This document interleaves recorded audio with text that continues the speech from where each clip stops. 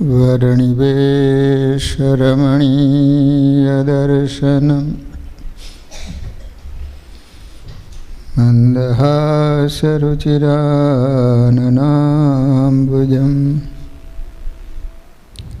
पूजिता सुरनरोत्तमेर्मुदा धर्मनन्दनमहं विचिन्तये। ॐ अवतारिणि श्री स्वामिनारायणाय नमो नमः। श्री हरिकृष्णाय घनश्यामाय नीलकंठाय श्री सरयुदासाय नमो नमः। बोलो स्वामीनारायण भगवाननी जय। श्री हरिकृष्ण महाराजनी। श्री नरनारायण देवनी। श्री लक्ष्मीनारायण देवनी। श्री नरनारायण देवनी जय। बधा ज हरिभक्तों ने घणा भाव थी जय स्वामीनारायण। वाला भक्तजनों, आजे शिवलाल શેઠની વાત આવશે। શિવલાલ શેઠ પૂર્વ જન્મમાં કોણ હતા? તો સ્વામિનારાયણ ભગવાન નીલકંઠ વર્ણી વેશે વન વિચરણ કરી રહ્યા હતા એ સમયની વાત છે। નેપાળના તરાઈ પ્રદેશોને વિંધતા વિંધતા નીલકંઠ વર્ણી પૂર્વ ભારત બંગાળના શિરપુર નગરમાં પધાર્યા છે। શિરપુરના મહારાજાનું નામ સિદ્ધવલ્લભ હતું। રાજામાં નામ એવા જ ગુણો હતા। જેને સિદ્ધો અતિશય વહાલા હોય એને સિદ્ધવલ્લભ કહેવાય। વલ્લભ એટલે પ્રિય। લોકોને જાત જાતના શોખ હોય છે। સિદ્ધવલ્લભ રાજાને સિદ્ધો ભેગા કરવાનો શોખ હતો। પરિણામે શિરપુરમાં અનેક નાના મોટા સાચા ખોટા સિદ્ધો ભેગા થયા હતા, જેમાં મોટા ભાગના દાંભિકો હતા। ઉદરની પૂર્તિ માટે એકઠા થયા હતા। રાજાએ આ બધા સાધુ સંતોને નગરની બહાર વિશાળ ઉપવનમાં, ઉપવન એટલે મોટો બગીચો, ગાર્ડન, એની અંદર આ બધાને વસાવ્યા હતા। રાજા તરફથી બધાને ખૂબ સારી રીતે સેવા ચાકરી કરવામાં આવતી। નીલકંઠ વર્ણી શિરપુર પધાર્યા। રાજાને આ બાલાજોગી પ્રત્યે ભારે ભાવ જાગ્યો અને એને પણ ઉપવનમાં ઉતારો આપ્યો। એવામાં ચાતુર્માસનો સમય શરૂ થયો। આકાશમાં મેઘાંડંબર છવાયો, અનરાધાર વર્ષાની હેલી શરૂ થઈ। ચોતરફ પાણીના પૂર રેલાયા। ઉપવનમાં ખુલ્લા ગગન નીચે વૃક્ષોની ઓથે સાધુઓના બેસણા હતા। સાધુઓએ પોતાની સિદ્ધાઈ દેખાડવા એક બે દિવસ તો મુશળધાર વર્ષાને સહન કરી લીધી, પણ ધીરજ રહી નહીં। પાણીના પૂરમાં કંથા અને ગોદડીઓ સાથે એમની સિદ્ધાઈ પણ તણાઈ ગઈ। સિદ્ધાઈનો અંચડો ઉતરી ગયો। બધાએ ભાગીને નગરમાં ઓથ ગોથી લીધી। એકમાત્ર નીલકંઠ વર્ણી 7 દિવસ સુધી વરસાદની ધારાઓને ઝીલતા મુશળધાર વર્ષા વચ્ચે પણ બેસી રહ્યા। લો, એક નીલકંઠ વર્ણી બેઠા રહ્યા, બાકીના બધાય સિદ્ધો જતા રહ્યા. પર્વત જેવા અડગ નીલકંઠ ઉપર જાણે એની કોઈ અસર જ ન હોય એ રીતે એવો ખુલ્લા ગગન નીચે પાણી કાદવથી ખરડાયેલા શરીરે બેસી રહ્યા. નીલકંઠ વર્ણિની આ સ્થિતિ જોઈ રાજા સિદ્ધવલ્લભને થયું, આ નીલકંઠ વર્ણિ ખરેખર સાચા સિદ્ધ છે. રાજાને નીલકંઠ વર્ણિમાં અપાર શ્રદ્ધા પ્રગટી. તેઓ નિયમિત રીતે નીલકંઠ વર્ણિના દર્શન કરી સમાગમ કરવા લાગ્યા. રાજા તરફથી નીલકંઠ વર્ણિને આટલા બધા આદર સત્કાર મળતા જોઈને કેટલાક દંભી સિદ્ધોને નીલકંઠ વર્ણિની ભારે અદેખાઈ આવી. અદેખાઈ એટલે ઈર્ષ્યા આવી કે મારો હરો આજકાલનો આવેલો અને રાજાને એના પ્રત્યે કેટલો બધો ભાવ, કેટલો બધો મહિમા,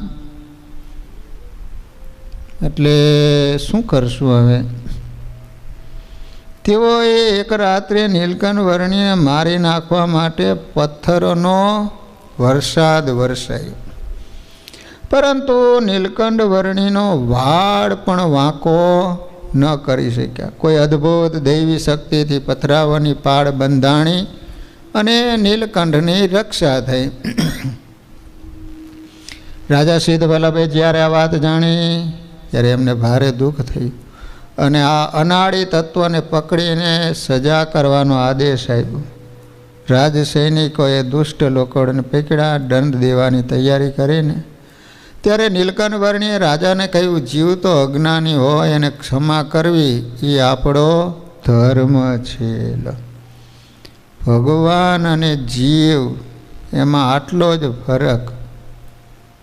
ભગવાન છે એ જીવ ભૂલ કરે તો એને ભૂલી જાય છે, જતી કરે છે, પરંતુ જીવ છે એ જતું કરતો નથી. નીલકંઠ વર્ણિની સૂચનાથી રાજાએ એમને છોડી મૂક્યા. ચાતુર્માસનો સમય પૂરો થયો.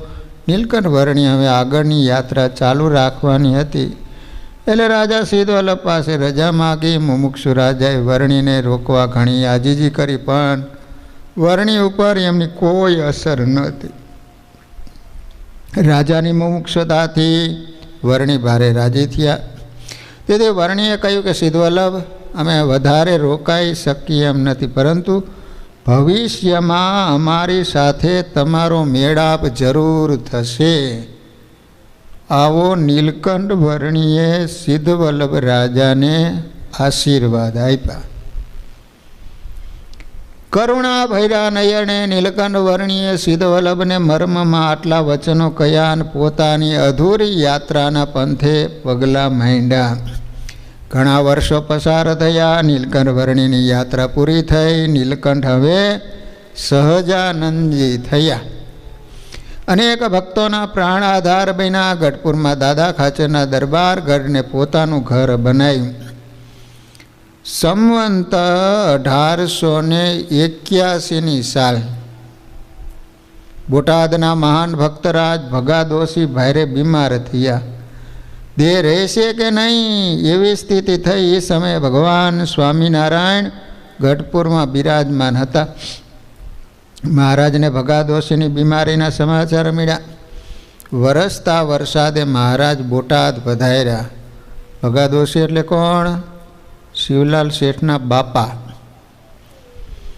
મરણ પથારીએ પડેલા ભગાદોશીને બેઠા કર્યા. ત્યારે ભગાદોશીની ભક્તિથી રાજી થઈને મહારાજના મુખમાંથી શબ્દો સરી પડ્યા, શેઠ, તમારા ઘરે એક મહાન પુત્રનું અવતરણ થશે અને ભગવાનના એકાંતિક ભગત થશે.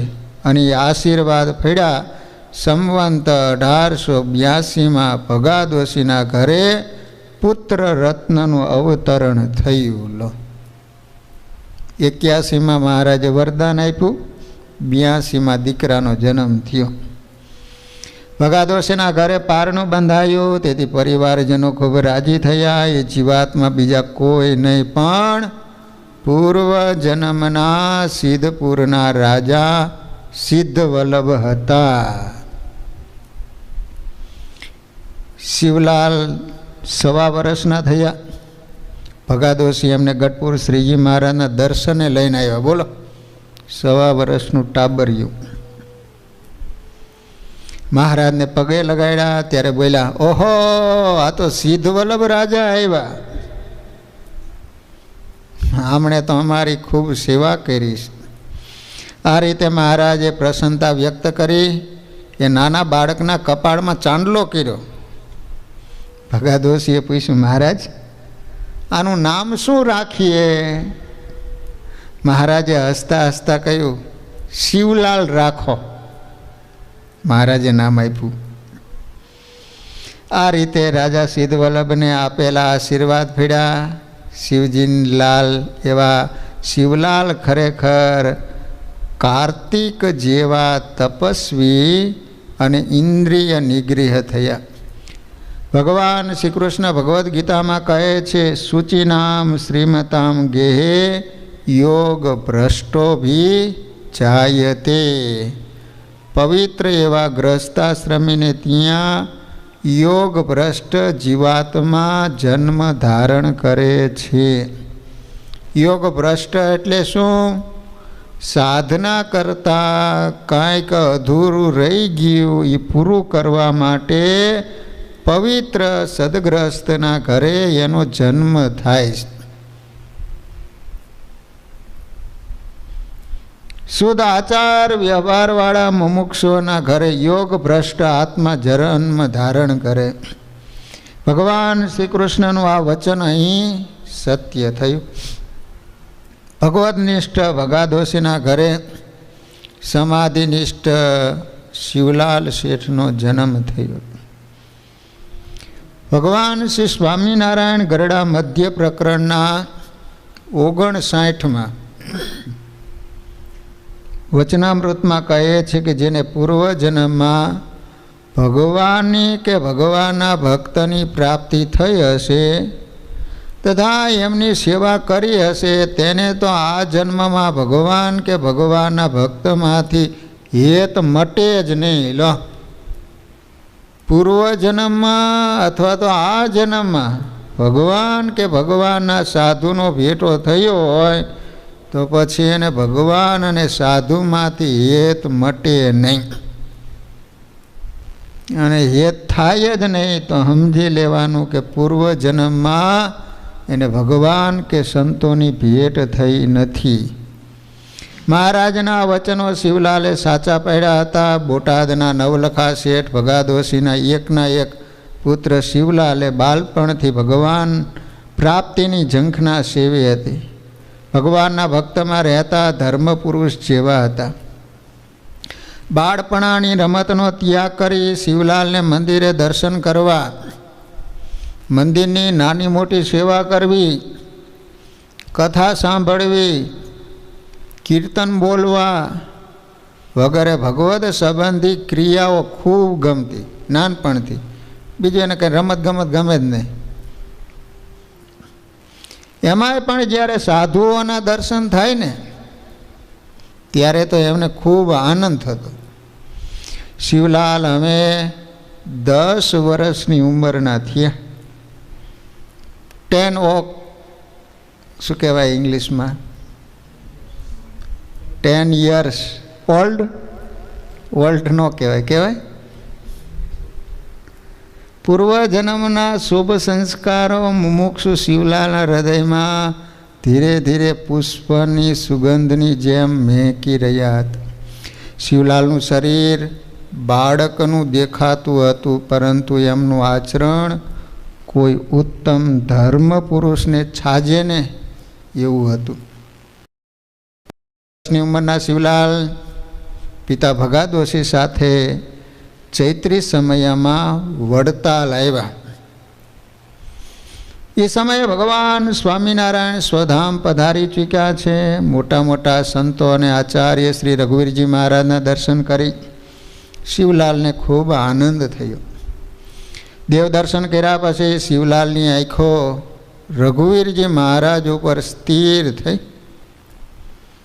નાનકડા શિવાને આચાર્યશ્રીને મળવું છે. પોતાના ઘર મનમાં ઘુમરાતી વિચારની હારમાળા મહારાજશ્રી આગળ રજૂ કરવી, પણ જોઈએ એવું એકાંત મળતું નથી, બધા હારે હોય.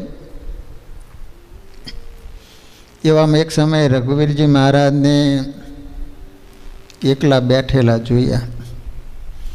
શિવાને મોકો મળી ગયો. મહારાજ શ્રી પાસે ગયા, દંડવત કર્યા, પગ પકડી રડતી આંખે કહ્યું, બાપજી મને સંસારમાં રહેવું ગમતું નથી, મને સાધુ કરો. ધવલલાલ, થાય ઈચ્છા તમને? 10 વર્ષના છોકરાના મુખે સાધુ થવાની વાત સાંભળી રઘુવીરજી મહારાજ અત્યંત આશ્ચર્યથી એમની સામે જોઈ જ રહ્યા. 10 વર્ષનું છોકરું સાધુ થવાની વાત કરે એટલે. પછી હસતા હસતા શિવલાલના માથા ઉપર બંને હાથ મૂક્યાને કહ્યું, શિવલાલ તમારી ઉંમર નાની છે, માટે અમે તમને હમણાં સાધુ નહીં કરીએ. તમારા પિતાના તમે એકના એક સંતાન છો. ભાવનગર રાજ્યમાં તમારા પિતાનું વિશેષ માન છે. તમે સાધુ થાઓ એ સમાજમાં સારું ન દેખાય. તમારા પિતા પણ કોચવાય, માટે તમારે તો સંસારમાં રહીને ભગવાન ભજવાના છે. મહારાજને તમારી પાસે સત્સંગના અનેક સેવા કાર્યો પણ કરાવવા છે. આવું કોને કીધું? રઘુવીરજી મહારાજે. આચાર્ય શ્રીની સમજણભરી વાત શિવલાલના વૈરાગ્યને ઠારી ન શકી.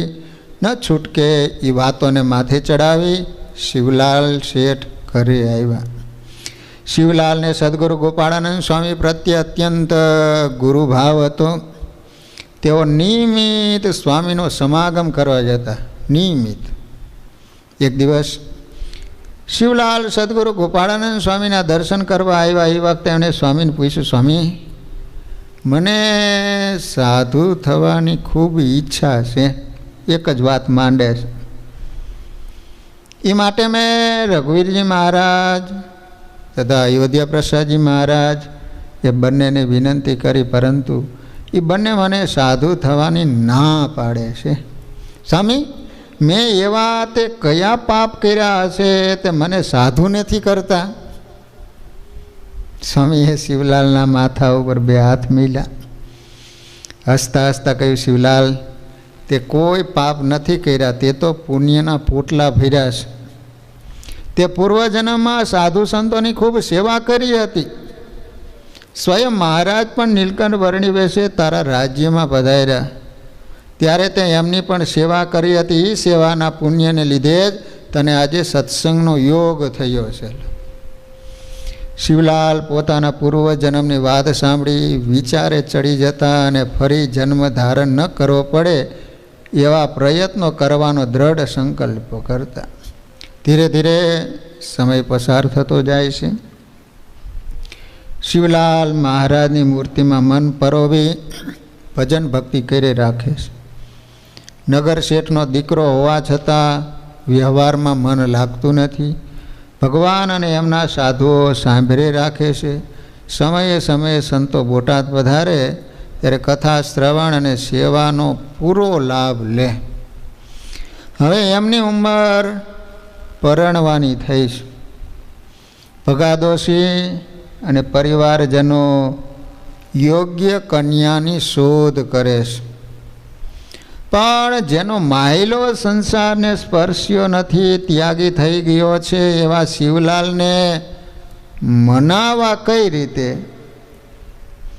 છેવટે માતા પિતા અને પરિવારના અત્યંત આગ્રહને વશ થઈને શિવલાલે પરણવાની હા પાડી. કારણ કે એમને બંને દેશના આચાર્યો તથા સંતોને સાધુ કરવાની વિનંતી કરી લીધી છે. એ કોઈ એમને સાધુ કરે એમ નથી, માટે પરણ્યા વિના છૂટકોય નથી. લીંબડીના જૈન, કારણ કે વાણિયા હતા, ઢનાઢઈ પરિવારની દીકરી રાધાબાઈ સાથે શિવલાલના લગ્ન થયા. લીંબડીના રાધાબાઈની હારે લગ્ન થયા. રાધાબાઈ પણ ખૂબ મુમુક્ષુ જીવ હતા. પોતે જૈન પરિવારમાં ઉછરા હોવા છતાં થોડા સમયમાં ભગવાન સ્વામિનારાયણના સત્સંગને અને એ સત્સંગમાં ગળાડૂબ પોતાના પતિને ઓળખવામાં વાર ન લઈ. રાધાબાઈના માયલાને પણ સત્સંગનો રંગ ચડવા માંડ્યો. ઉપરાંત શિવલાલે એમને 1 મહિનો ગઢપુર બહેનો પાસે મૂક્યા પ્રેક્ટિસ માટે, જેથી સત્સંગના સંસ્કારો એમનામાં દ્રઢ થાય. લાડુબા, જીવબા વગેરે બહેનોના સત્સંગને લીધે રાધાબાઈની મુમુક્ષતા ભારે ખીલી ઉઠી. હવે એ પણ નવા ઘરમાં નવી રીત રિવાજો સાથે સારી રીતે ગોઠવાઈ ગઈ. ભગા શેઠની ઢળતી ઉંમર હતી. હવે એ પોતાના વૃદ્ધ થયેલા શરીરથી વધારેમાં વધારે ભગવાન ભજી લેવા માગતા હતા.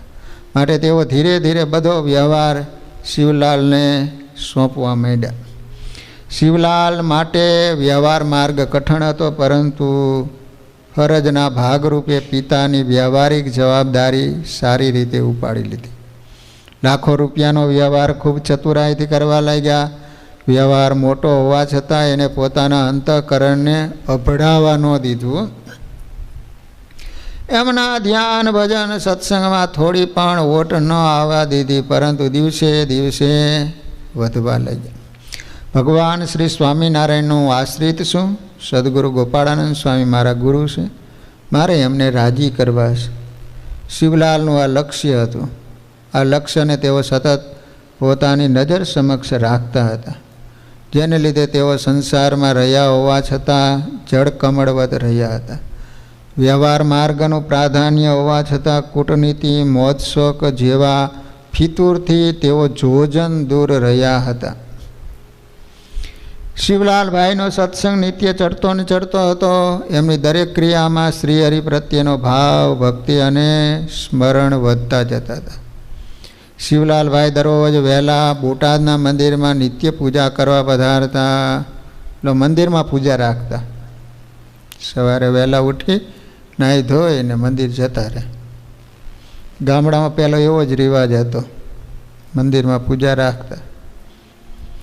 જગતની ઝંઝાળોને છોડી મનમૂર્તિમાં એકાગ્ર કરી ભાવથી પૂજા કરતા. એક સમયે સદગુરુ ગોપાળાનંદ સ્વામી બોટાદ પધાર્યા હતા. નિત્યક્રમમાંથી પરવારી સ્વામી સભા મંડપમાં બિરાજમાન હતા.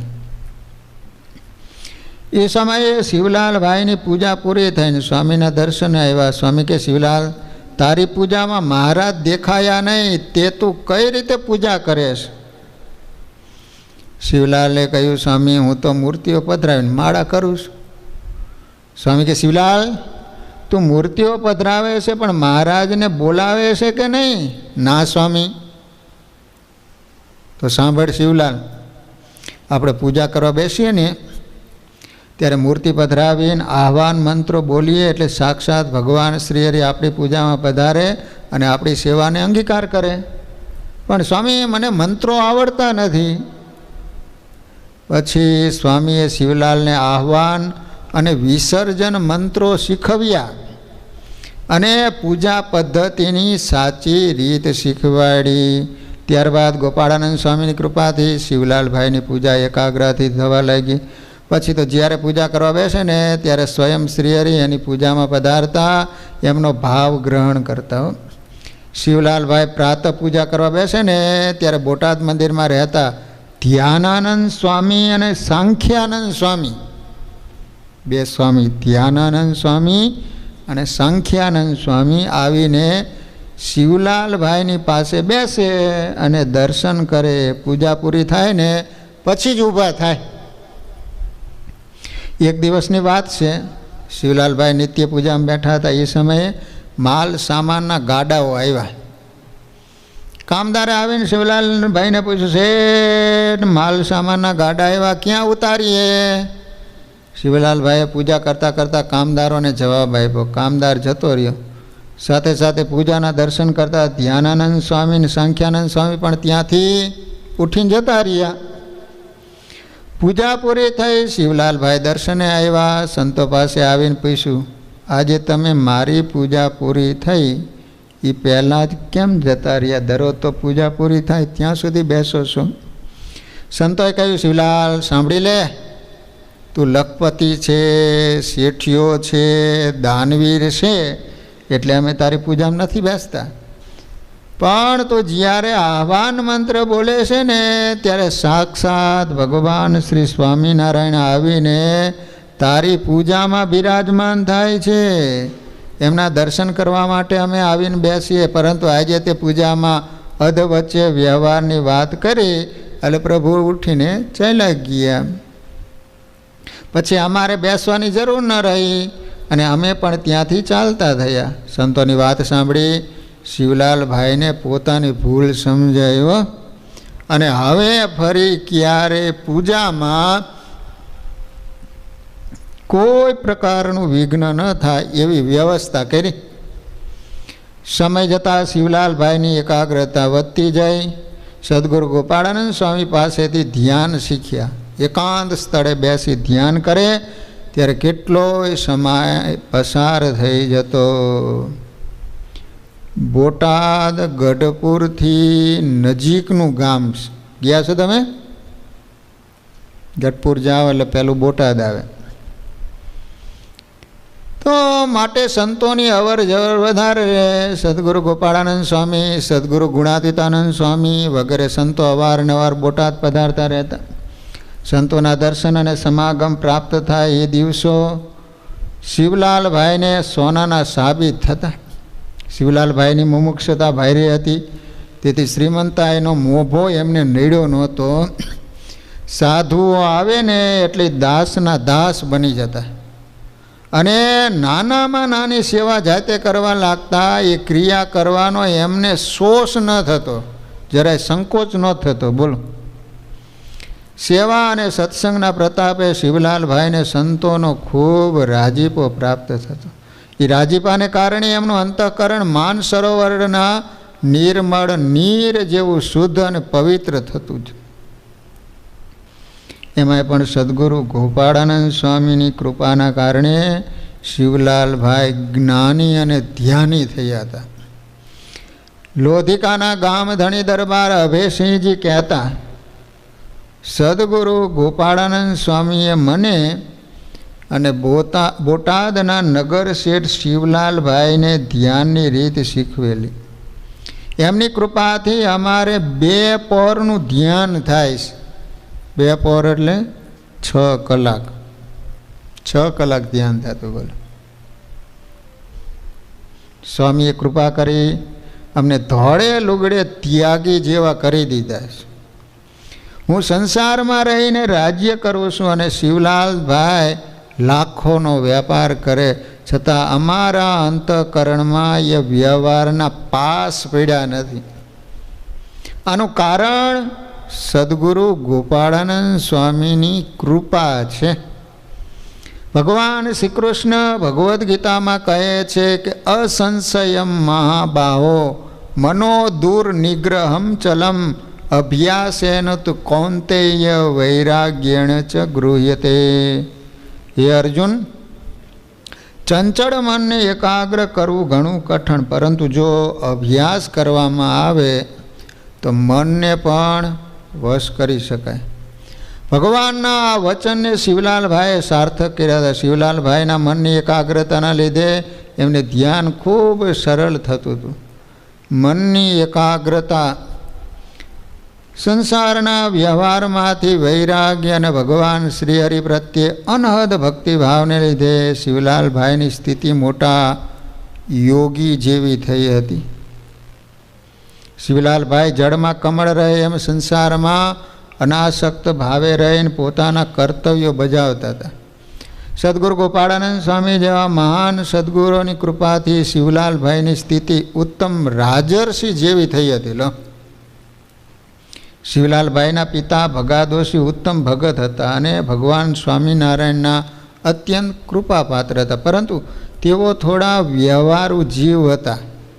વ્યવહારુ ખરા. જ્યારે એમના યુવાન પુત્ર શિવલાલ લૌકિક વ્યવહારમાંથી સંપૂર્ણપણે નિર્લેપ રહીને દિવસમાં 4 થી 5 કલાક ધ્યાનમાં પસાર કરી દેતા. પોતાના પુત્રની આવી ઉચ્ચ સ્થિતિ જોઈ ભગાદોશીને અંતરમાં આનંદ થતો. એમને એવો વિચાર પણ આવતો કે શિવલાલ જેવું ધ્યાન મારાથી કેમ નહીં થતું હોય. એક દિવસ ભગા દોશીએ શિવલાલભાઈને પૂછ્યું, બાપાએ છોકરાને પૂછ્યું, બેટા એ બેટા તારા જેવું ધ્યાન મારાથી કેમ નથી થતું? ભગા દોશીનો પ્રશ્ન સાંભળી શિવલાલભાઈ હસવા માંડ્યા. કહે, બાપા તમારા જીવમાં ઊંડે સુધી વ્યવહાર પેસી ગયો છે. મહારાજ અને વ્યવહાર એક સાથે ન રહે. તો બેટા તું કઈ રીતે ધ્યાન કરે મને શીખવીને. સાંભળો બાપા, હું જ્યારે ધ્યાન કરવા બેસું ને ત્યારે સૌ પ્રથમ બોટાદનો પ્રલય કરું, પછી આપણી પેઢીને ડૂબાડવું, ત્યાર પછી રૂપિયા, માલ, સામાન, હવેલી, સગા સંબંધી, પછી બાપા તમારો પ્રલય કરું અને છેલ્લે મારા શરીરનો પ્રલય કરીને ધ્યાનમાં બેસું. હવે કહો બાપા, જ્યારે બધું જ નાશ પામ્યું હોય, પોતાને બ્રહ્મરૂપ જાણતા હોય અને પ્રત્યક્ષ મહારાજ સામે બેઠા હોય તો ધ્યાન ન થાય? પોતાના પુત્રની વાત સાંભળી ભગા દોશી ખૂબ રાજી થયા ને કે બેટા તારી ધ્યાન કરવાની રીત શીખવા જેવી છે, પરંતુ થોડી કઠણ છે હો. બીજા બધાયનો તો નાશ થાય, પરંતુ પોતાના દેહનો નાશ કરવો ખૂબ કઠણ છે. ખરેખર શિવલાલભાઈ જેવી સ્થિતિ પ્રાપ્ત કરવી ઘણી કઠણ છે હો. દેહરૂપ મટી આત્મા રૂપે વર્તવું ભારે મુશ્કેલ છે. મુમુક્ષુ ઉપર સદગુરુ ગોપાળાનંદ સ્વામી જેવા સિદ્ધ પુરુષના આશીર્વાદ હોય ને તો જ આ વાત શક્ય બને. સંવંત 1907ની સાલ, એટલે મહારાજ ધામમાં ગયા પછીની વાત.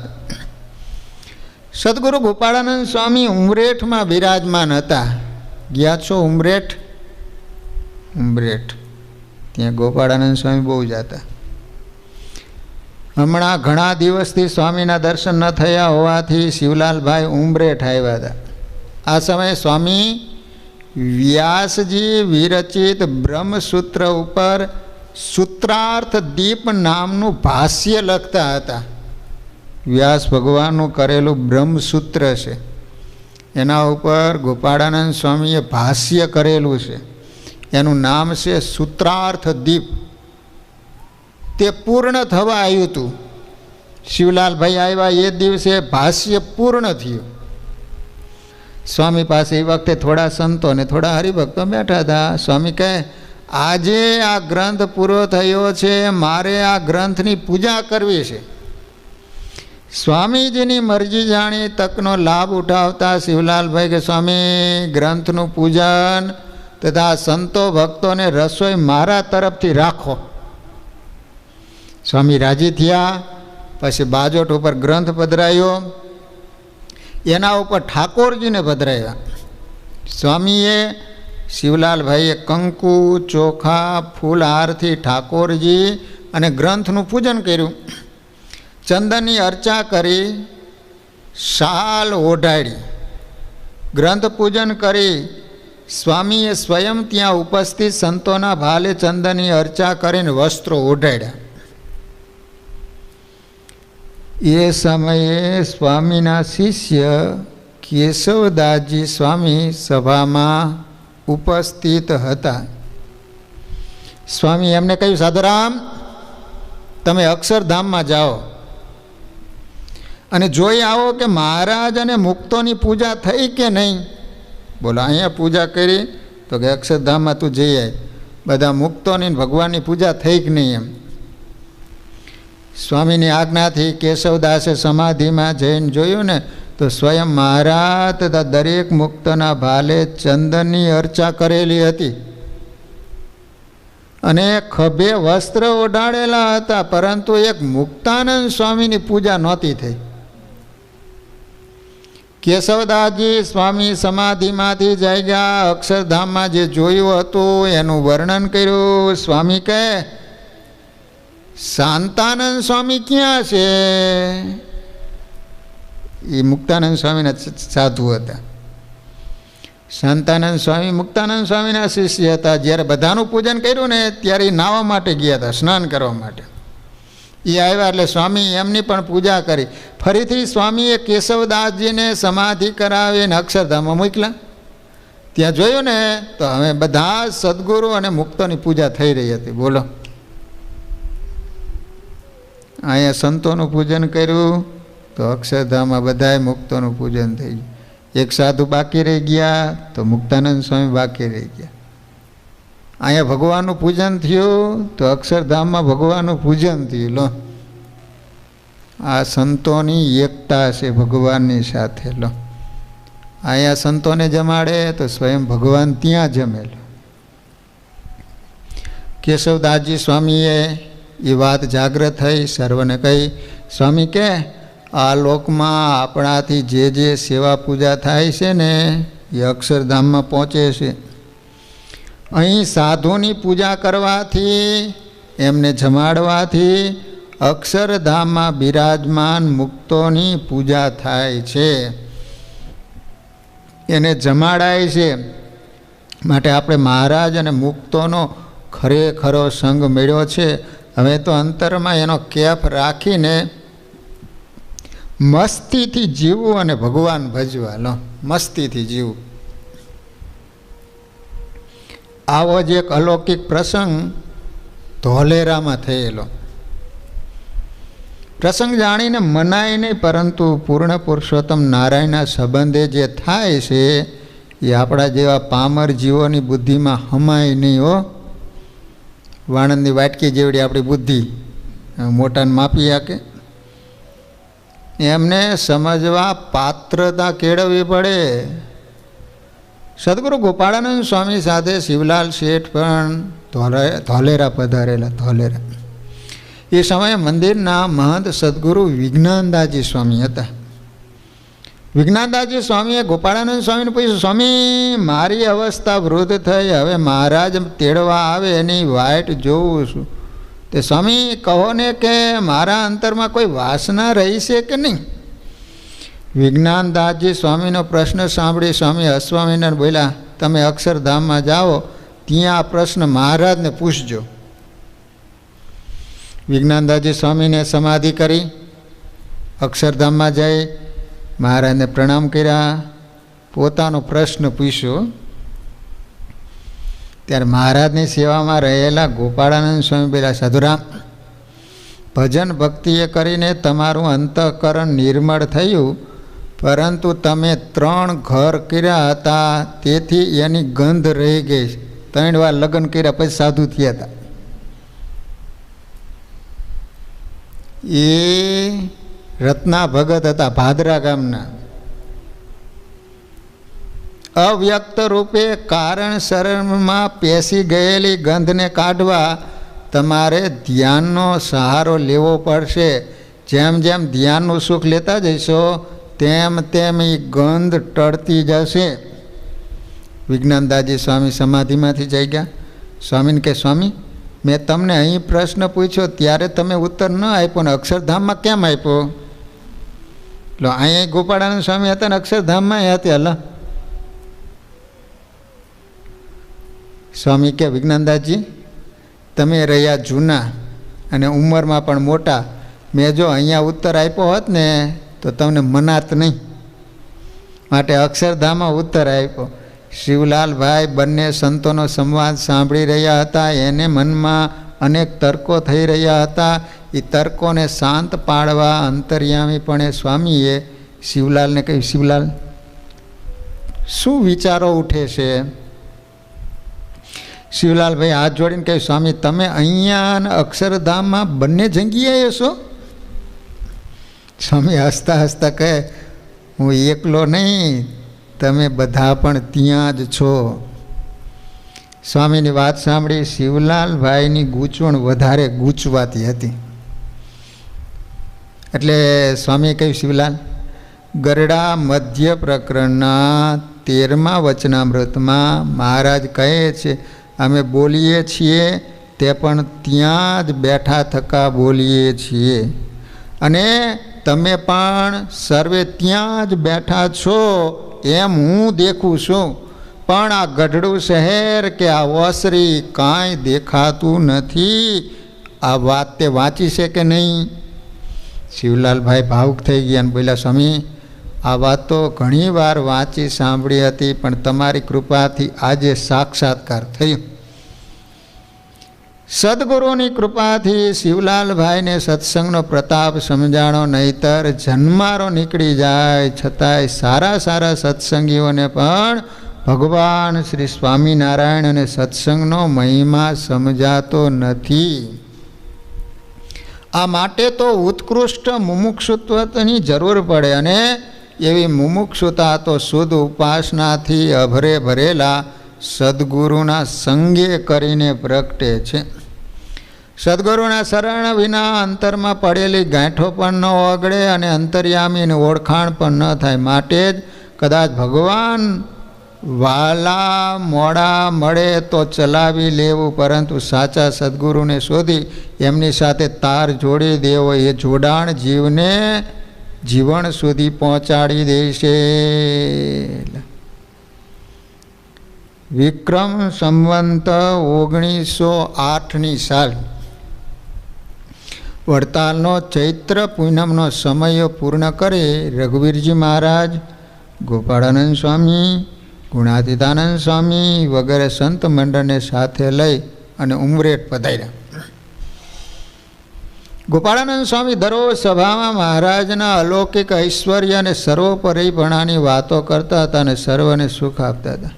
ઉમરેઠમાં ઋષિ ચતુર્દશીનો ઉત્સવ પૂર્ણ કરી, ઋષિ જયંતિ આવે ને 14 વૈશાખ સુદ 14, રઘુવીરજી મહારાજ અને ગોપાળાનંદ સ્વામી વૈશાખી પૂર્ણિમાનો સમયો કરવા વડતાલ પધાર્યા અને જુનાગઢ ગુણાતીતાનંદ સ્વામી પધાર્યા. ગોપાળાનંદ સ્વામીના કાન નીચે રતવાની ફોડલી થઈ હતી. રતવાની ફોડલી એ વારી કેવી થતી? રતવા નીકળતો પહેલાં ફોડલી વકરી હતી. પરિણામે સ્વામીને શરીરે તાવ આવ્યો હતો. હકીકતમાં સ્વામી હવે આ લોકમાંથી ઉદાસ થઈ ગયા. એમને શરીર છોડવા માટે જ મંદવાડ ગ્રહણ કર્યો હતો. સ્વામીના મંદવાડની વાત ચારેય બાજુ પ્રસરી ગઈ. દૂર દૂરથી હરિભક્તો સ્વામીના દર્શને આવતા હતા. બોટાદ શિવલાલ શેઠને ખબર પડ્યા કે સ્વામીએ મંદવાડ ગ્રહણ કર્યો. તુરંત જ વડતાલ આવ્યા. શિવલાલ શેઠ મંદિરમાં દર્શન કરી સ્વામીના આસને આવ્યા. દર્શન કરીને બેઠા અને એ સમયે શિવલાલ શેઠના અંતરમાં અવાજ ઉઠ્યો, કદાચ સ્વામી હવે આ લોકમાં નહીં રહે. સ્વામીના આ લોકમાંથી વિદાય માત્રના સંકલ્પથી શિવલાલ શેઠ ભાંગી પડ્યા. કેટલું હેતેશ વિચાર કરજો. અને આંખોમાંથી આંસુડાની ધારો ચાલવા લાગી. ગોપાળાનંદ સ્વામીની નિર્મળ દ્રષ્ટિ શિવલાલ શેઠ ઉપર પડી. સ્વામીએ હૈયાના હેતથી કહ્યું, શિવલાલ શા માટે કોચવાય છે? શિવલાલ શેઠે કહ્યું, સ્વામી આપની આ ઉદાસીનતા જોઈને અમને એવું લાગે છે કે હવે તમે આ લોકમાં નહીં રહો. ગોપાળાનંદ સ્વામી બોલ્યા, શિવલાલ તારી વાત સાચી છે. અમે શરીર છોડવા માટે જ મંદવાડ ગ્રહણ કર્યો છે. સ્વામીની વાત સાંભળતા શિવલાલ શેઠથી ધ્રુસકું મુકાઈ ગયું. સ્વામી કહ્યું, ગાંડા શા માટે રડે છે? વહેલા મોડું સૌ કોઈએ આ લોકમાંથી એક દિવસ જવું જ પડે. શિવલાલ શેઠે કહ્યું, સ્વામી માછલાનું જીવન પાણી, ચકોરનું જીવન ચંદ્ર, એમ તમે અમારા જીવન છો. તમે આ રીતે ચાલ્યા જાઓ તો સત્સંગમાં અમારો આધાર કોણ? અમે કોને આધારે જીવીએ? કોનો સમાગમ કરીએ? સત્સંગનું સુખ કોની પાસેથી લઈએ? શિવલાલ શેઠની વાત સાંભળી ગોપાળાનંદ સ્વામીના મુખ ઉપર સ્મિત ફરક્યું શિવલાલ, મારું શરીર છૂટે પછી તું જૂનાગઢ જજે અને જૂનાગઢના જોગી ગુણાતીતાનંદ સ્વામીનો સમાગમ કરજે. જૂનાગઢના જોગી તારો આધાર બનશે. શિવલાલ શેઠને જૂનાગઢ જવાની ભલામણ કરી. ગોપાળાનંદ સ્વામીએ આ લોકમાંથી સ્વતંત્ર થકા વિદાય લીધી. ગોપાળાનંદ સ્વામીના સ્વધામ ગમન બાદ શિવલાલ શેઠ જૂનાગઢ ગુણાતીતાનંદ સ્વામીના દર્શને ગયા. શિવલાલ શેઠને જોઈ સ્વામી અંતર્યામી ભાવે બોલ્યા, કેમ શિવા, જોગી રાજની ભલામણથી આવ્યા ને? એ પણ એવા સમર્થ. શિવલાલ શેઠે હાથ જોડીને કહ્યું કે હા સ્વામી, યોગીરાજ ગોપાળાનંદ સ્વામીની ભલામણથી આપની પાસે આવ્યું. સ્વામી ધામમાં ગયા બાદ હવે તમારે જ આ જીવનો આધાર થવાનું છે. ગુણાતીતાનંદ સ્વામીએ કહ્યું કે ભલે શિવલાલ, તો સમય કાઢીને સમાગમ કરવા માટે અવારનવાર જૂનાગઢ આવતા રહીજો. જૂનાગઢમાં તો અમે કથા વાર્તાનો અખાડો માંડ્યો છે. શિવલાલ શેઠે હાથ જોડીને કહ્યું, સ્વામી હું તો જૂનાગઢ આવતો રહીશ, પરંતુ તમે પણ વડતાલ સમયે જતા આવતા રસ્તામાં બોટાદ પધારતા રહીજો અને અમને આ લાભ આપતા રહો એવી અમારી વિનંતી છે. સ્વામી બોલ્યા, શિવલાલ, જો કોઈ સત્સંગનો ભૂખો હોય ને તો અમે પીરસવા માટે તૈયાર જ છીએ. આ રીતે જૂનાગઢના જોગી અને શિવલાલ શેઠની ગુરુ શિષ્યની જોડી જામી ગઈ. એક સદગુરુએ શરીર છોડતા પહેલાં મુમુક્ષુનો જીવ બીજા સદગુરુના હાથમાં સોંપી દીધો. સદગુરુને આધારે જીવનારો સાચો મુમુક્ષુ ક્યારેય નોંધારો થતો નથી. આજે ચોતરફ ભેગું કરવાની ભીડ છે. વિખેરનારા અને વહેંચનારાની ખોટ વર્તે છે. અભરે ભરેલા માણસને છલકાઈ જવું છે, છલકાય છે એને ઢોળાઈ જવું છે, ઢોળાય છે અને રેલાવું છે. છલકે ઢોળાય કે રેલાય તો જ સમાજ નોંધ લે છે. જેને પોતાની નોંધ લેવાય એ જ અભરખા છે. તે ધનવાન હોવા છતાં સૌથી મોટો ગરીબ છે. શિવલાલભાઈને એવા કોઈ અભરખા નથી. એને તો અલખને આરાધવા છે અને સદગુરુને સાધવા છે. એમને માટે માન મોટપ તો પગરખે ચોટેલા ગારા જેવા છે. ગારો ક્યારેક ચોટે ખરો ને ક્યારેક ખૂતાડે ખરો. સંવંત 1908 અને 9ના સમયની વાત છે. શિવલાલભાઈની દેખરેખ નીચે બોટાદમાં સ્વામિનારાયણ ભગવાનના મંદિરનું નિર્માણ થયું. શિવલાલભાઈએ બાંધકામની તમામ આર્થિક જવાબદારી તો ઉપાડી લીધી હતી, સાથે સાથે વ્યવહારિક સેવા પણ પોતા પાસે રાખી હતી. મંદિરના નિર્માણની સાથે શિવલાલભાઈ બોટાદની મુખ્ય બજારમાં પોતાની નવી હવેલી પણ બંધાવી રહ્યા હતા. એ સમયનો એક પ્રસંગ શિવલાલભાઈના હૃદયમાં વટવૃક્ષ થઈને લહેરાતા સત્સંગ પ્રત્યેના મમત્વને જણાવે છે. મંદિર અને હવેલી બંનેના કામ સાથે ચાલતા. બાંધકામમાં વપરાશમાં લેવાતું લાકડું મલબારથી મંગાવતા. લાકડાનું વહાણ આવે ત્યારે પોતે ધોલેરા બંદર જતા અને વહાણમાંથી લાકડા ઉતરાવતા.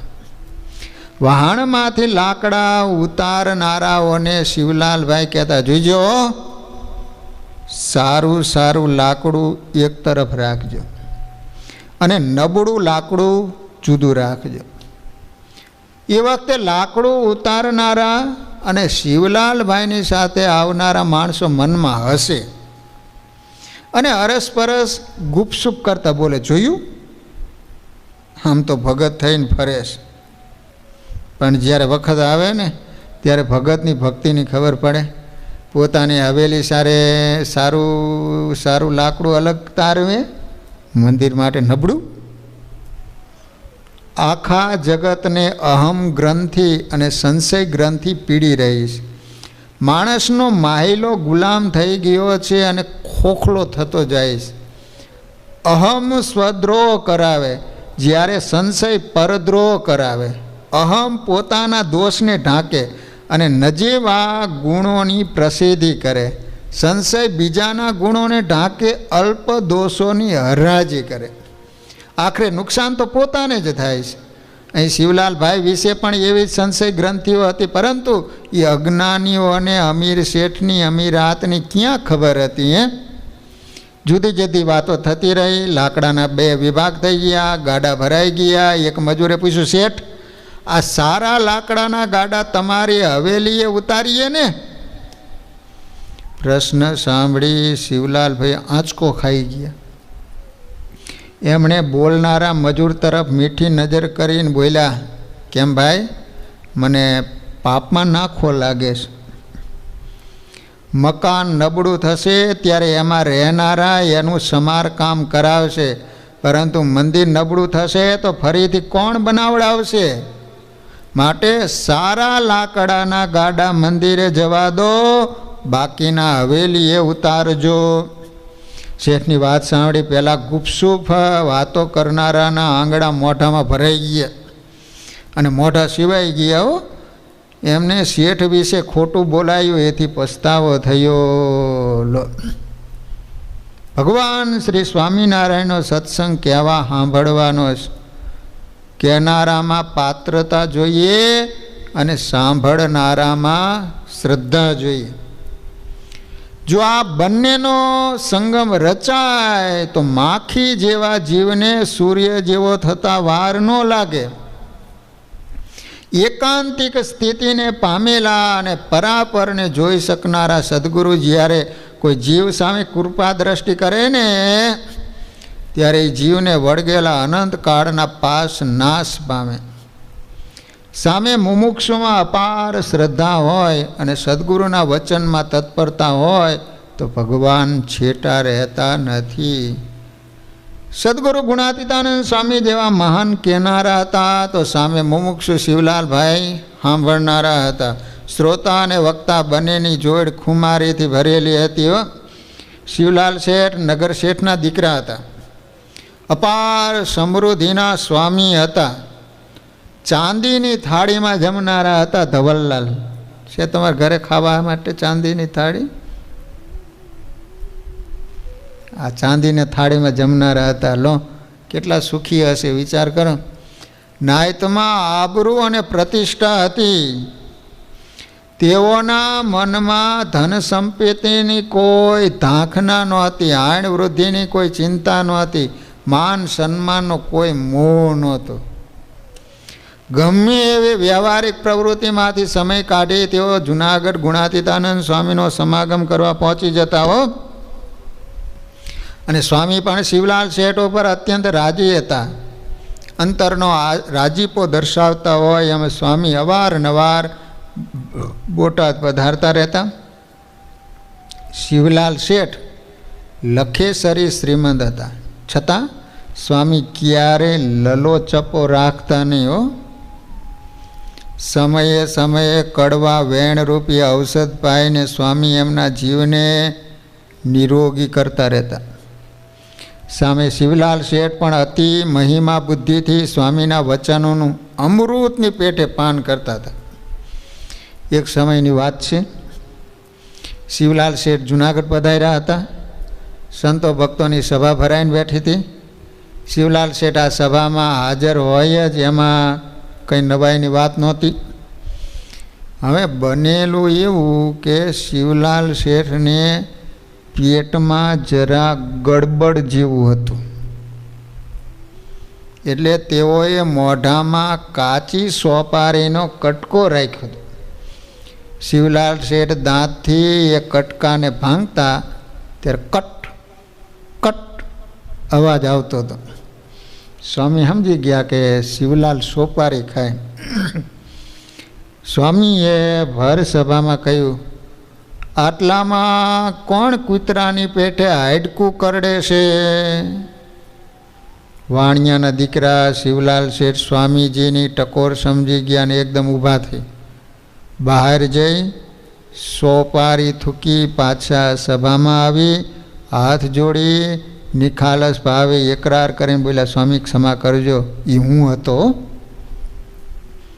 આજે તમે ટકોર કરી એટલે હવે મારી આ કુટેવ કાયમ માટે ગઈ. આજથી સોપારી ખાવી હરામ. સ્વામી હૈસાન બોલ્યા, શિવલાલ, અમારે માત્ર તારી હોપારી હરામ કરાવી નથી, અમારે તો તને માયા પણ હરામ કરાવી દેવી છે. ગોપાળાનંદ સ્વામીએ અમને તારી ભલામણ કરી છે અને તે અમારામાં જીવ જોડ્યો છે, એટલે અમે તારામાં રંચ માત્ર કસર રહેવા દેવાના નથી. શિવલાલ શેઠે હાથ જોડીને કહ્યું, હા સ્વામી, એ મારા ઉપર આપની મોટી કૃપા લેખાય છે. હો, અપમાન સમયે પણ સવડું સમજવું એ બધાનું કામ નથી. હો, એ તો ખરા મુમુક્ષુ હોય, સદગુરુના કૃપાપાત્ર હોય ને તો જ શક્ય બને.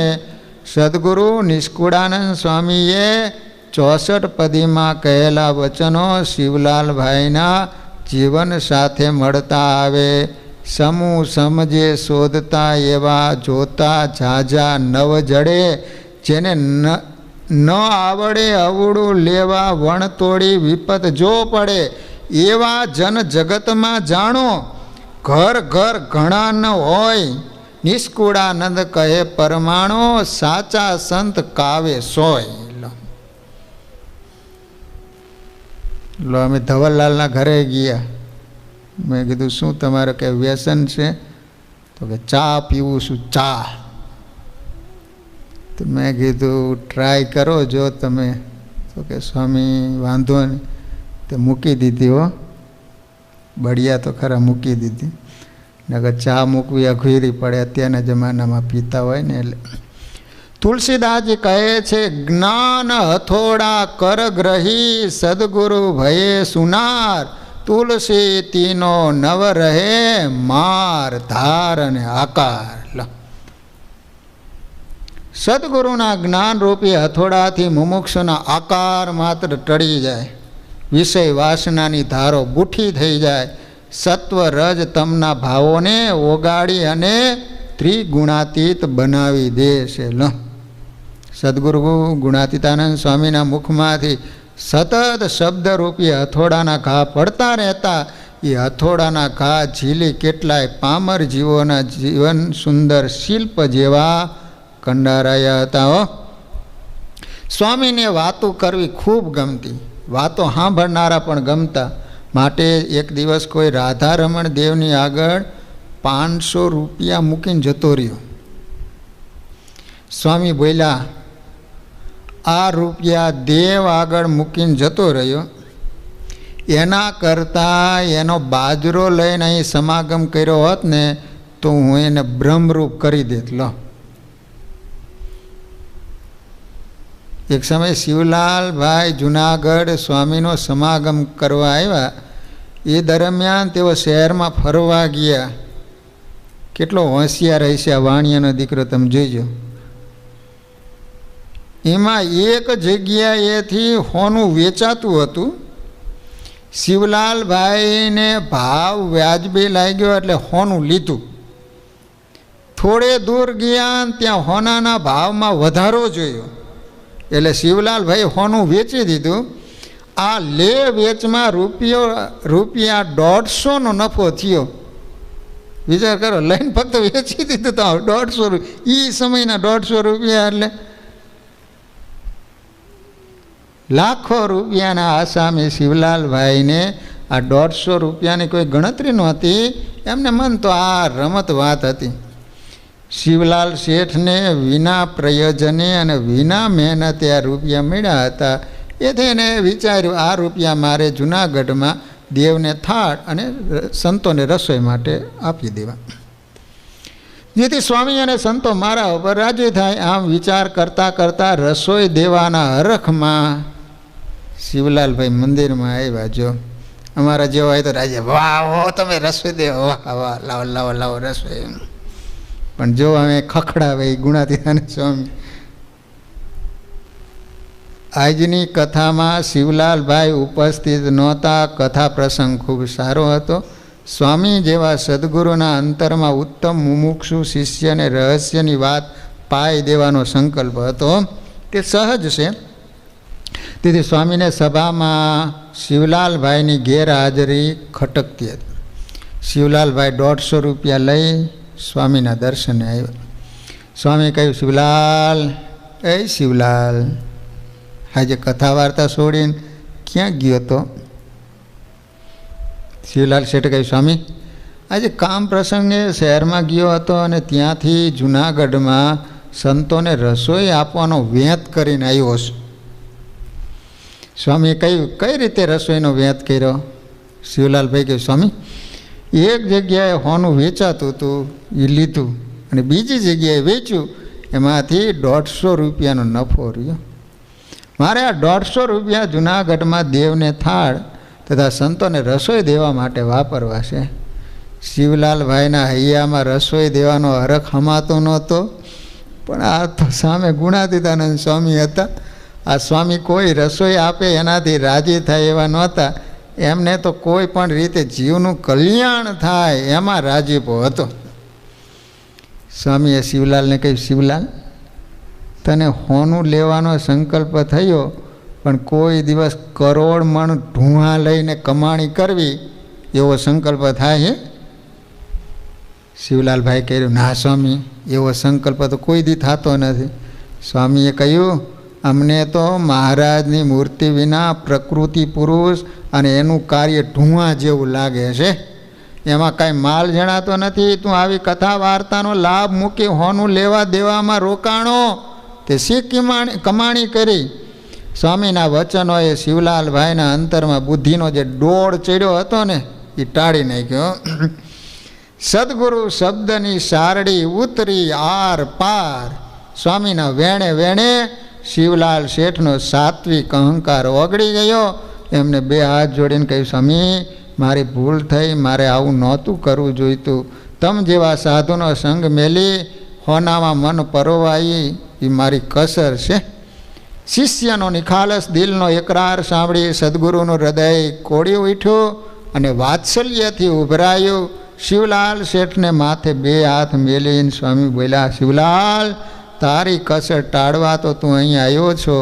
મારે તારી કસર માત્ર ટાળીને આ દેહ નિર્વાસની કરી બ્રહ્મરૂપ કરવો છે અને મહારાજમાં જોડી દેવો છે. શિવલાલ શેઠે નતમસ્તકે સ્વામીની વાતને વધાવી લીધી. ઇતિહાસ સાક્ષી છે. ગુણાતીતાનંદ સ્વામીએ શિવલાલ શેઠની કસર માત્ર ટાળી નિર્વાસની કરી છતે દેહે બ્રહ્મરૂપ બનાવી દીધા હતા. લો, જૂનાગઢ એટલે અખંડ કથા વાર્તાનો અખાડો. જ્યારથી શ્રીહરિની રુચિ જાણી ત્યારથી ગુણાતીતાનંદ સ્વામી બ્રહ્મરૂપ થઈને પરબ્રહ્મ ભજવાનો અખાડો માંડ્યો હતો. લોહ ચુંબકથી લોખંડ ખેંચાય એમ ગુણાતીતાનંદ સ્વામીની કથા વાર્તાથી આકર્ષાઈને ગુજરાતભરમાંથી ભક્તજનો સ્વામીનો સમાગમ કરવા આવતા હતા. એમાંય પણ બોટાદના શિવલાલ શેઠની વાત કાંઈક અનોખી જ હતી. શિવલાલભાઈ દર વર્ષે સ્વામીનો સમાગમ કરવા માટે જૂનાગઢ આવતા અને 2 મહિના સુધી રોકાતા. કેટલા? 2 મહિના સુધી રોકાઈને સ્વામીનો સમાગમ કરતા હતા. કોઈ વાર તો સ્વામી સાખડા બદરની વીડીમાં સંતો અને હરિભક્તોને લઈને ઘાસ વાઢવા ગયા હતા, વઢાવવા માટે. ઘાસ, વીડી એટલે ઓલું બીડ હોય. ત્યારે શિવલાલભાઈ સ્વામીની સાથે વીડીમાં પહોંચી જતા 10-10, 15-15 દિવસ ત્યાં રોકાતા અને સ્વામીનો સમાગમ કરતા. લો, શિવલાલભાઈ લાખો રૂપિયાના આસામી હતા. એમને ઘરે ધોમ સાહેબી હતી. સુવા માટે રૂના પોચા ગાડલા, ગાલ મસૂરિયા હતા. જમવામાં ભાતના ભોજન હતા. ઘરમાં દહીં, દૂધ, ઘી, માખણની રેલમ છેલ હતી. શાખા વડરની બીડીમાં કોઈ સગવડતા નહોતી. સૂતી વખતે પાથરવા માટે સારું ગોદડું કે ગાદલું પણ નહોતું.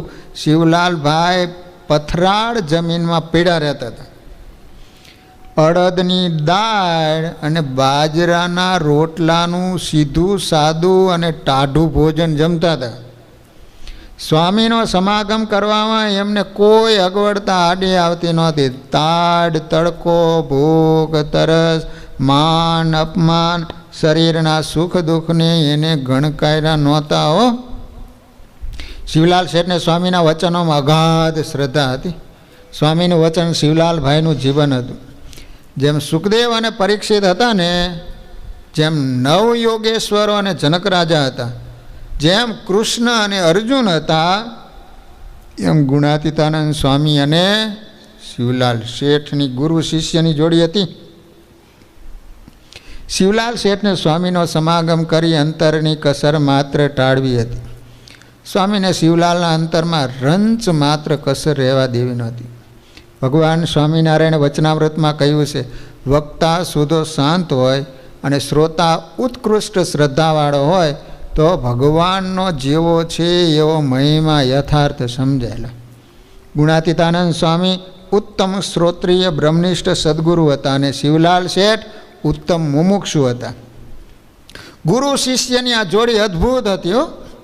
શિવલાલભાઈ ગુણાતીતાનંદ સ્વામીનો સમાગમ કરવા આવતા ને ત્યારે તન મન ધનથી દેવની સેવા કરતા. ઠાકોરજીને વસ્ત્ર વાઘા દાન ભેટ અર્પણ કરતા.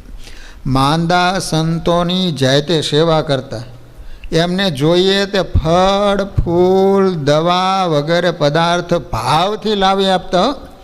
એ સમયમાં છાપખાના હતા નહીં, એટલે હસ્તલિખિત પુસ્તકોનું ખૂબ મહત્ત્વ હતું. કોઈ નાનું સરખું પણ પુસ્તક લખાવીને આપે તો લેનારને અત્યંત આનંદ થતો. એ સમયે વચનામૃત કે ભક્ત ચિંતામણીનું એક પુસ્તક કોઈ લૈયા પાસે લખાવવામાં આવે તો એ જમાનામાં આશરે ₹50 થી 60નો ખર્ચ થતો. એ સમયો 50 થી 60 રૂપિયા. શિવલાલભાઈએ સારા લૈયાઓની પાસે અમદાવાદી દેશી કાગળમાં આવા ઘણા પુસ્તકો લખાવ્યા હતા. સાધુ સંતોને ભેટમાં આપ્યા હતા. જૂનો જમાનો હતો, સત્સંગની શરૂઆત હતી, સ્થાનો બંધાઈ રહ્યા હતા, સંપત્તિ અને સાધન સામગ્રી ઓછા હતા, એટલે સ્થાન નિર્માણના કે રોજિંદા વ્યવહારના નાના મોટા સેવા કાર્યો સંતો અને હરિભક્તો જાતે જ કરતા.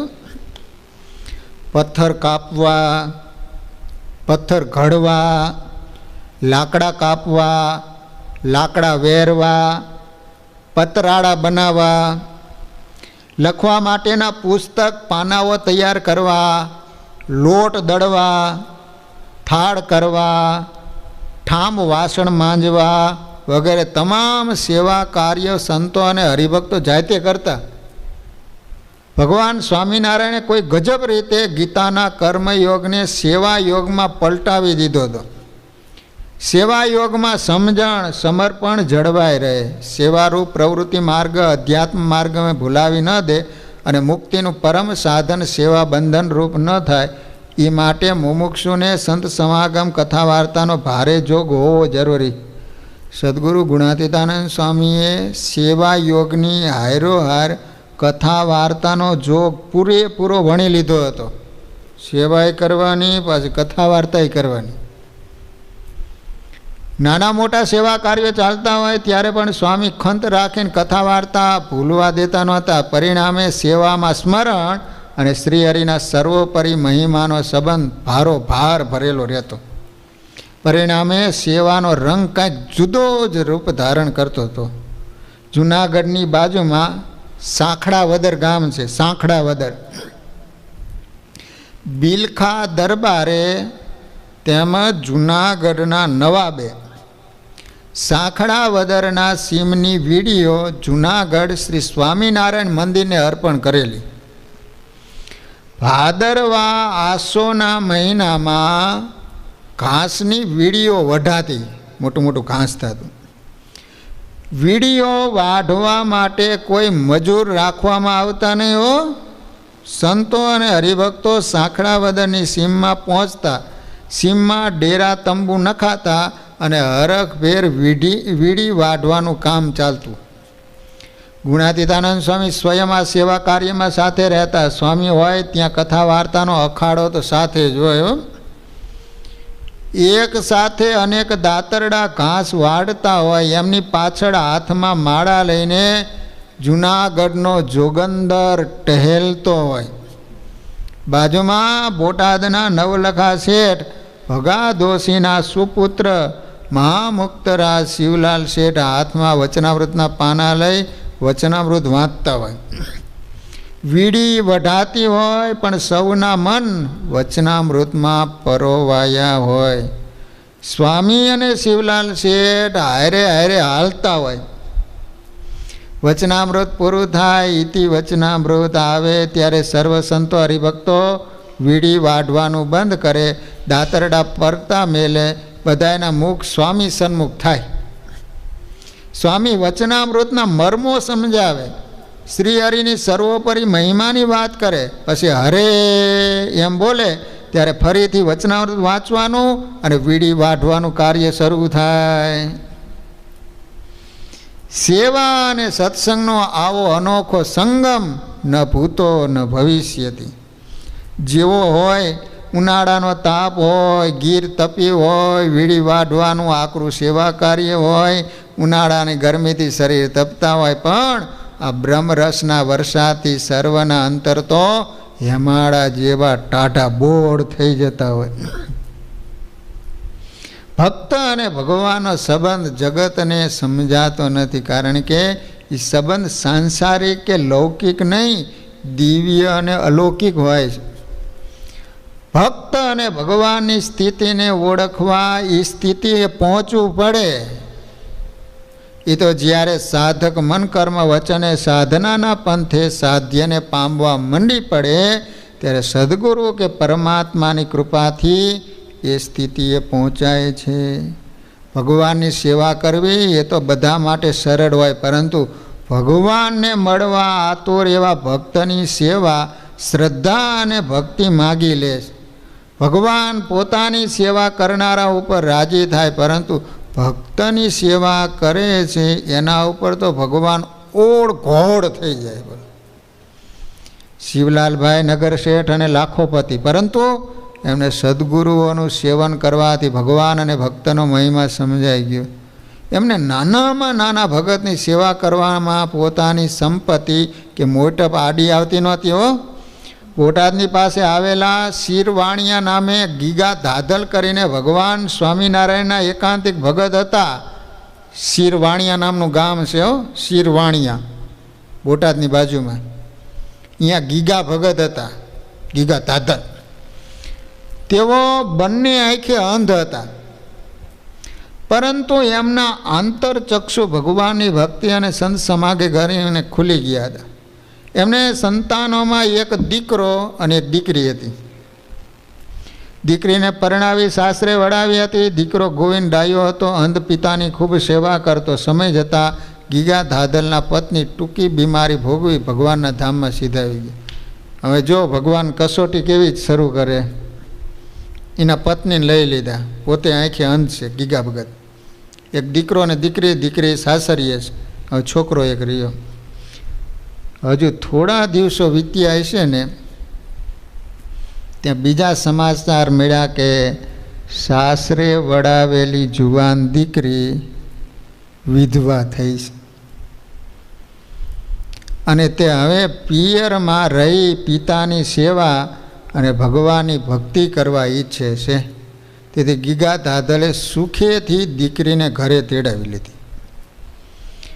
એકાદ વર્ષ વીત્યું. ભગવાને ગીગા ભગતની કસોટી ચાલુ રાખી. ભગતનો એકનો એક દીકરો ગોવિંદ પથારીવશ થયો. ઘણા ઉપચાર કરાવ્યા, પણ કોઈ ઉપાય કારગત નીવડ્યા નહીં. એક દિવસ ભગવાન શ્રી હરિએ ગોવિંદને દર્શન આપતા કહ્યું, ગોવિંદ, તારી આયુષ્ય પૂરી થઈ છે. જો તારા પિતાની ઈચ્છા હોય તો કાલે તને તેડી જઈએ. ગોવિંદે અંધ પિતાને વાત કરી. ગીગા ભગતે આનંદમાં આવીને કહ્યું, દીકરા ગોવિંદ, અનંત કોટી બ્રહ્માંડના ધણીનું માગું આવ્યું ત્યારે આ તુચ્છ સંસારના સુખની આછા છોડી દે.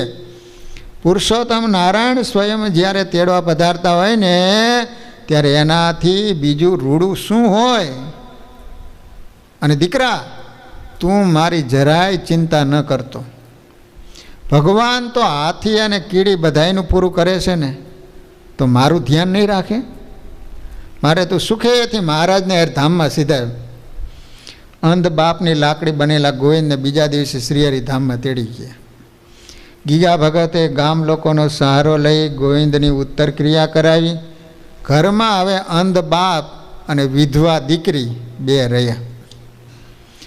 લોકો ખરખરો કરવા આવે ત્યારે ભાત ભાતની વાતો થાય કે ભગતે સ્વામિનારાયણની ભક્તિ ખૂબ કરી, પણ સ્વામિનારાયણે ભગતનું બધું છીનવી લીધું. ભગતે કરેલો સત્સંગ અને ભક્તિ કંઈ કામમાં આવ્યા નહીં હો. જો સ્વામિનારાયણ ભગવાન હોય તો પોતાના ભગતને આમ હેરાન થોડા કરે. તરે તરેની વાતો સાંભળી ગીગા ભગતને એ અજ્ઞાની લોકોની સમજણ ઉપર ભારે દુઃખ થતું. એ સમજાવતા કહેતા, ભાઈઓ, આ અંધાપામાં મને ભગવાનની ભક્તિ અને સત્સંગ જ કામમાં આવ્યા છે. આ પરિસ્થિતિમાં મારા પ્રભુએ મને સદાય આનંદમાં રાખ્યો છે. રહી વાત મારા દીકરાની, તો મરવાનું તો બધાયને છે, કોઈ અમરપટ્ટો લખાવીને તો આવ્યા નથી. આ અભાગ્યા સંસારમાં વહેલું મરવાનું થાય એનાથી બીજું કાંઈ રૂડું ન હોય. માટે તમે સુખેથી ભગવાન ભજો. ભગતની વાત સાંભળી લોકો અચરજ પામતા ને રડતા રડતા આવેલા લોકો હસતા હસતા પાછા ફરતા. 6 મહિના વીત્યા. ભગવાને ફરી ગીગા ભગતના સમજણરૂપી ખીલાને હલાવવાનો પ્રયત્ન કર્યો. ભગતની દીકરી બીમાર પડી. બીમારી ખૂબ વધી ગઈ. ભગત ભગવાનની મરજી સમજી ગયા. દીકરીને સમજાવવા લાગ્યા, બેટા દીકરી, મારી જરાય ચિંતા કરતી નહીં હો. ભગવાનમાં વૃત્તિ રાખજે અને મોટી બા લાડુબાએ કરેલી વાતોને સંભાળજે. શ્રીહરિને પ્રાર્થના કરજે કે જ્યાં લાડુબા વગેરે મુક્તો રહ્યા છે ત્યાં તને પણ તેડી જાય. બાપની વાત સાંભળી દીકરી ઊંડી ઉતરી ગઈ. મહારાજ અને મુક્તોને સંભાળવા લાગીને એ જ વખતે બોલી, બાપા, મહારાજ અને મુક્તો મને તેડવા પધાર્યા છે, પણ એ એવું પૂછે છે કે તારા બાપાની રજા હોય તો અમે તને તેડી જઈએ, કારણ કે તારા પછી એને રાંધી ખવડાવે એવું પણ કોઈ નહીં રહે. ગીગા ભગતના મુખે રણકતો અવાજ નીકળ્યો, બેટા, મારી ચિંતા રહેવા દે, તું સુખેથી મહારાજની સાથે જા, મારો મહારાજ મારું ધ્યાન રાખશે. લો, ગીગા ભગતની વાત સાંભળી ભગવાન શ્રીહરિ મુક્તો ખૂબ રાજી થયા. દીકરીને લઈને અક્ષરની વાટે પ્રસ્થાન કર્યું. ભગતે કુટુંબીઓ પાસે દીકરીની વિધિઓ પૂર્ણ કરાવી. જાણે કંઈ જ બન્યું નથી એમ માની ભજન ભક્તિ કરવા લઈ ગયા. આ વાત સાંભળવી કે વાંચવી સરળ છે, પણ જ્યારે માથે આવે ને ત્યારે મોટા મોટા પંડિતોની પંડિતાઈ ક્યાંય ખોવાઈ જાય. કથાકારોની કથા હવામાં ઉડી જાય. આવા પ્રસંગે તો જેમના અંતરમાં ભગવાનનો મહિમા ભારોભાર ભર્યો હોય, મેરુ જેવી અડગ સમજણ હોય અને સતપુરુષનો સંગ હોય તો જ ધીરજ ધારણ કરી રખાય. નહીતર મરેલાની પાછળ માથા પછાડનારાઓનો આ જગતમાં ટોટો નથી. ભગવાનનો ભક્ત કાળ માયા કર્મ કે પ્રારબ્ધના દુઃખે સુખીઓ રહે છે. ભક્ત માટે તો એક ઠરવાનું ઠામ શ્રીહરિ, એમનો જ વિશ્વાસ, એમની નિષ્ઠા અને એમની મરજીમાં પોતાની મરજી.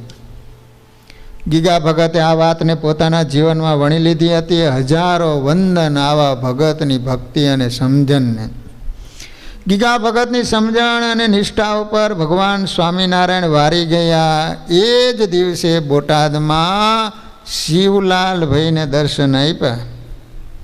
કયું શિવલાલ? શિરવાણિયાના અંધ ગીગા દાદલ અમારી પરીક્ષામાં પાર ઉતર્યા છે. હવે એને સહારાની જરૂર છે. એ કોઈ પણ રીતે દુઃખી ન થાય એની જવાબદારી આજથી તારી. મહારાજ આટલા શબ્દો કહીને અદ્રશ્ય થયા. શિવલાલ તુરંત જ શિરવાણિયા ગયા. ભગતના ખબર પૂછ્યા, ઘરમાં જીવન જરૂરિયાતની તમામ વસ્તુ વસાવી દીધી. ગામના એક વૃદ્ધ ડોશીમાને એની સેવામાં રાખ્યા. ગામના સત્સંગીઓને ગીગા ભગતનું ધ્યાન રાખવાની ભલામણ કરી. 500 રૂપિયા પણ આપ્યા ને કહ્યું ભગતની સેવામાં કોઈ ખોટ રહેવી ન જોઈએ. રૂપિયા કે વસ્તુ પદાર્થની જરૂર પડે તો મને તરત જાણ કરવાની. પછી તો શિવલાલભાઈ જીવ્યા ને ત્યાં સુધી મહારાજની આજ્ઞા પ્રમાણે ગીગા ભગતનું ખૂબ ધ્યાન રાખ્યું. અને ધામમાં ગયા ત્યારે પણ પોતાના પિતાને ભગતની ભલામણ કરતા ગયા. આ જ રીતે સારંગપુરના રાઠોડ દાધલની પણ શિવલાલભાઈએ સેવા કરી અને શ્રી હરિનો રાજીપો મેળવ્યો હતો. લો, આવા શિવલાલ શેઠ હતા બોટાદ ગામના.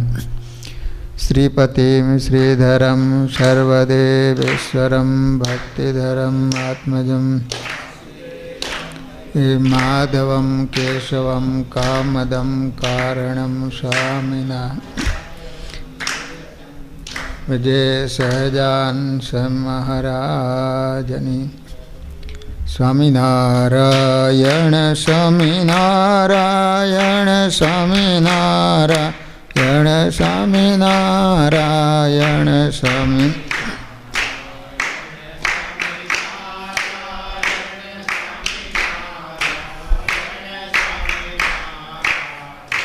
સ્વામિનારાયણ સ્વામિનારાયણ સ્વામિનારાયણ સ્વામિનારાયણ સ્વામી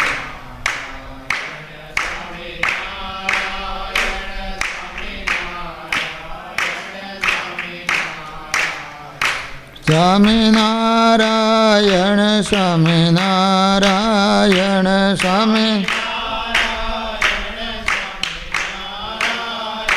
સ્વામિનારાયણ સ્વામિનારાયણ સ્વામી સ્વામિનારાયણ સ્વામિનારાયણ સ્વામી સ્વામિનારાયણ સ્વામિનારાયણ